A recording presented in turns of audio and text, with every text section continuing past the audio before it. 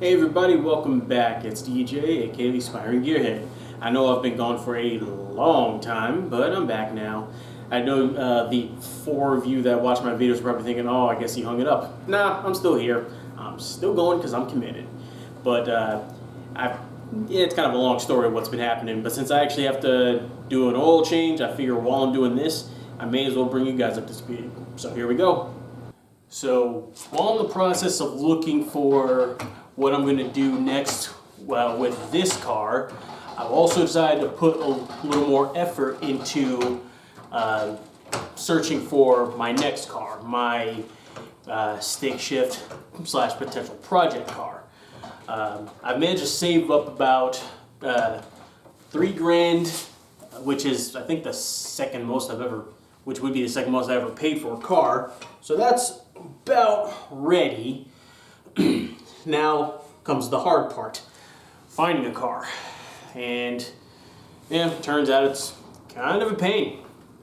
Figure if it's anything like this house that my mom bought, I gotta go through like 5 or 6 attempts to buy a car only to find out that somebody's already bought it, and then I'll actually catch one with good timing. So far I'm down 2 cars in that regard. The first car I looked at was a 2004 Evo, but the dealership would only accept $9,000 down. And I was like, nah, too rich for my blood, man. It took me forever to get this $3,000. I can get you that $9,000, but that's gonna take a couple of years. And that's if I do it right. So, had to pass on that one. Next was a 97 or 98 Mitsubishi Eclipse GST that this pull and save up in Tucson had. Drove all the way there only to find out it had already been sold. On the upside though, I've always wondered how far my car could actually take me and back. Making it to Tucson and then back to Tempe, which is about a 2-hour drive each way, that's impressive. It lets me know that old girl still got some power on her, so yay. Also means I don't have to fix as much not as much as I thought, because I was worried anything going out of town would just have me on the side of the road waiting for AAA that I haven't signed up for. So yeah, this whole the whole car search has kind of reminded me of one of my tragic flaws as a person, which is timing sucks, or my timing sucks anyway. I'm usually too early or too late. I'm usually too late because I'm a procrastinator, so yeah, that's about where I am with that. So yeah, like I said, if it's anything like when my mom had to get this house, I got 4 or 5 more attempts at getting a car that fall through before I find what I'm looking for. So yeah, working. And of course, all the extra work is to be expected, considering I got to be fairly particular with what I'm looking for in a car. Now, I wouldn't mind financing a car. That would certainly open up my options, and you know, I figured getting a loan and then getting on a car note would be good for building up my credit, which, you know, I'm 32, so apparently that's the thing I gotta do now. Should have done it in my 20s, but better late than never, I guess. But that's plan B. Plan A is to try to find a car that I can pay outright. So I'll end up taking the $3,000 I've already saved up, pull off another $1,000 from one of my checks. Not $3,000, $1,000 for my check to bring it up to $4,000. Maybe 5 if I wait a little longer. But yeah, that's going to kind of narrow down my prospects. Plus, I also got to be kind of particular about the kind of car. Since it's going to be a stick shift and the whole point is to learn, it has to run. So on Facebook Marketplace and Craigslist, that's a lot of cars off the list already.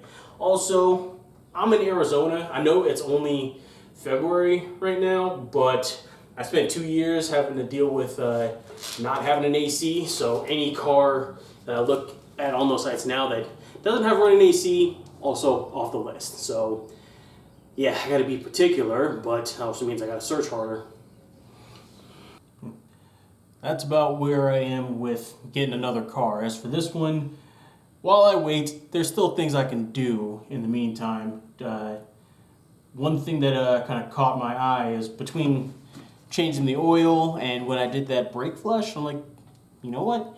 My power steering fluid, I think that was changed recently because, well, not recently, but within the last couple of years, because there was that instance where it all came out and having to turn the wheel was a pain until I finally got it fixed. There's also the AT fluid, so I can work on those while I save up for the car, because reasonably inexpensive, I'd imagine. And then the main thing I wanted to do is this fender over here with the giant dent in it. I found it on Rock Auto for like 50 bucks.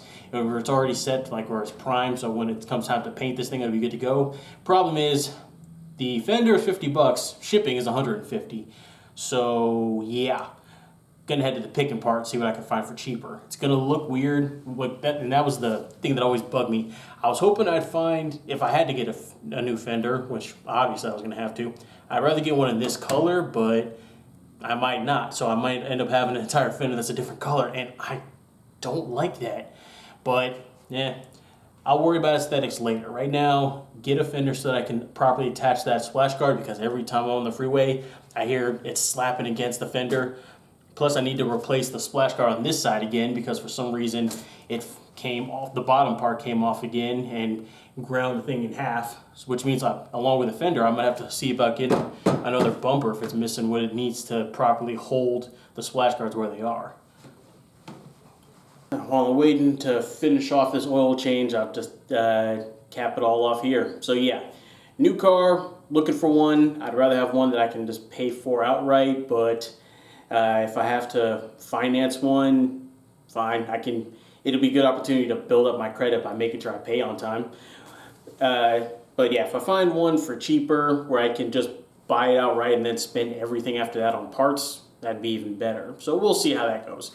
This car, just to make sure I'm staying consistent, I'll start doing little things again, like another flush of fluid, because I'm pretty sure most of them need to be updated, because I honestly can't remember the last time I had a tune-up.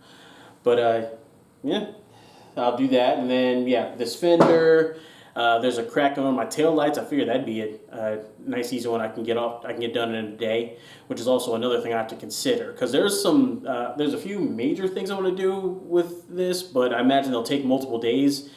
Since I mean, I work from home, but I still go out and do, you know, kung fu, jiu-jitsu, archery, all that stuff. So not being able to drive a car doesn't really work. So I want to get a second one. That way, not only do I get to learn how to drive stick shift, I have another car that I can use in the event that I gotta put this one up for a day or two, and vice versa. So that's pretty much a cap or a recap for where I am right now, what I'm planning to do for this year.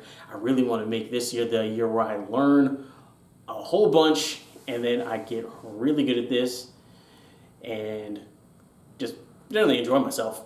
Figure out what I want to do long term with this. 'Cause I figured fixing up cars is good, but I also want to use them. So who knows, maybe I can head down to Bondurant and get some track time and actually learn what I'm doing. Anyway, that's enough of me rambling. I'm going to go ahead and cap the video here. This is DJ, aka the Aspiring Gearhead. Nice to be back. See you next time.